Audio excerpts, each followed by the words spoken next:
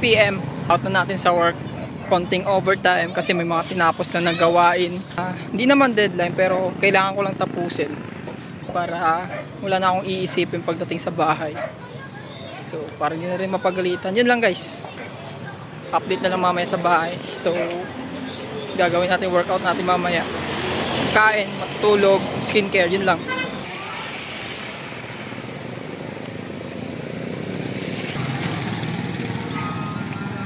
Ulam.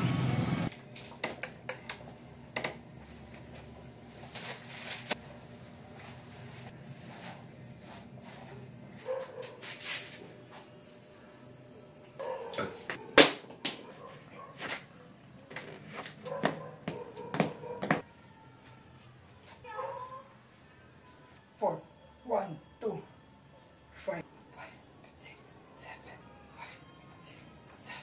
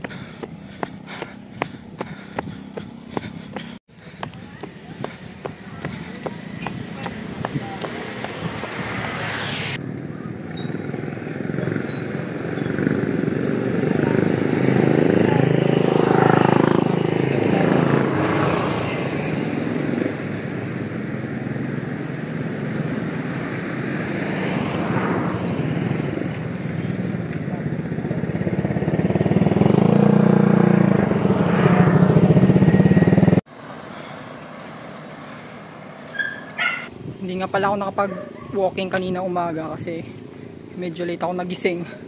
And di ko rin nagawa yung mga morning routines ko. Kasi pagkagising ko, meretso na ako agad ng trabaho. Hindi na ako nakaligo. Bihis agad. Punta agad trabaho. Kasi masyado maaga yung pasok ko ngayong araw. Nag-relieve kasi ako ng duty sa ibang branch.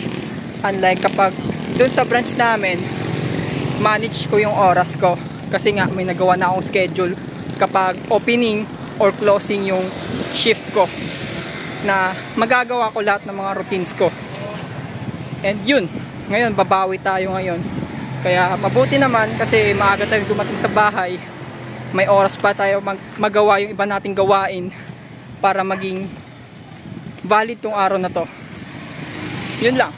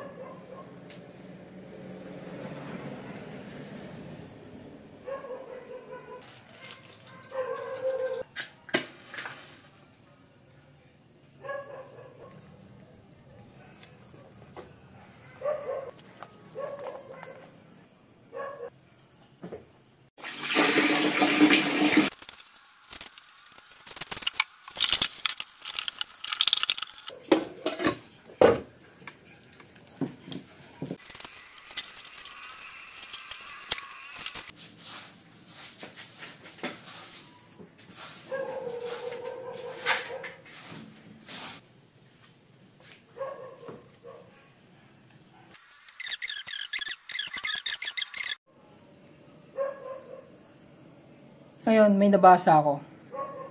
'Di ba nung nakaraan, galing na ako sa Project 50, nag-winter arc ako. Pero feeling ko hindi ako nag-success. Kaya bigla akong tumigil. Kaka-start ko na naman ulit 'to. Self-improvement. And ngayon, hawaan ko na ang plateau. Plateau? plateau of latent potential. Sorry guys ha, di ko talaga alam pa yung tamang pronunciation before ako mag-record. Pero mamaya, siguro i-google ko na lang kung paano siya i-pronounce. Pero plateau, sabi dito, ito yung result. Ito yung linya na to. Yung nangyari sa akin, naging 60 days akong consistent sa pagko-content at sa pag-follow ng mga self-improvement actions or activities na gagawin ko. Akala ko sa isip ko, yung mindset ko, pag natapos ko yung 60 days, ibang klaseng tao na ako. Ibang-iba. Like, may kita, matalino na, magaling na magsalita. Yun. Akala ko ganun, which is hindi pala. And ngayong nabasa ko na to, kasi ngayon lang ako nakabili nito, nung nakaraang buwan. And dumating na ako sa part na to. Nakita ko na to. And sobrang saya ko na natutunan ko siya. What actually happened dun sa 60 days? What if pinagpatuloy ko yun? Ganito pala yun, slowly. Ganito, nagbe-bend. Yun, success. Which is, hindi naman, wag nating expect na ganun. But, ito yung, yung crucial dito. Kasi akala natin, ganito. Pag ginawa natin isang bagay, straight. Pag ginawa natin ng consistent yan, akala natin magiging maganda yung resulta. Pero, nasa mindset natin na, 30 days, 60 days na ako nag-e-exercise, pero bakit wala akong napapansin ng bago sa katawan ko? 60 days na ako nagbabasa, bakit ang hina ko pa rin magsalita? Ang hirap ko pa rin mag-communicate. Hindi pa rin ako matalino mag-explain ng side ko. Mahiyain pa rin ako. Hindi pa ako confident humarap sa camera. Parang ganun yung nangyari sa akin. Kaya nung dumating na ako nang natapos ko yung 60 days, hindi na ako umulit. Nag-pause ako ng 15 days. Finigure out ko, nireview ko lahat ng video ko. Ano bang mali ko dun? Ano bang mali sa ginagawa ko? Bakit ganun yung nangyari sa akin? But feeling ko wala akong na-achieve. Wala akong naabot. Walang nagbago sa akin. Hindi man lang gumanda yung katawan ko. Yun. Nag-ulit ako ng winter arc. And sa winter arc, mas lalo akong nawalan ng gana kasi mas in-strict ko yung discipline ko. Mas dinamihan ko yung exercise ko. Siksik yung oras ko. Yung nangyari sa akin, na burn out ako. Nagigilty ako pag may time na hindi ko nagagawa yung dapat kong gawin. Which is ayaw ko nang maulit yung katulad sa Project 50 na may ini-skip akong araw.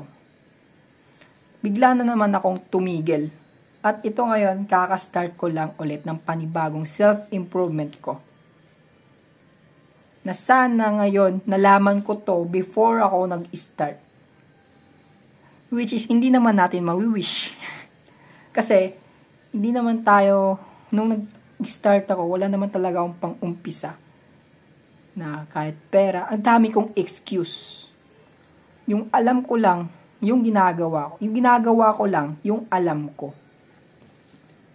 So, sobrang saya ko na natutunan ko to ngayon.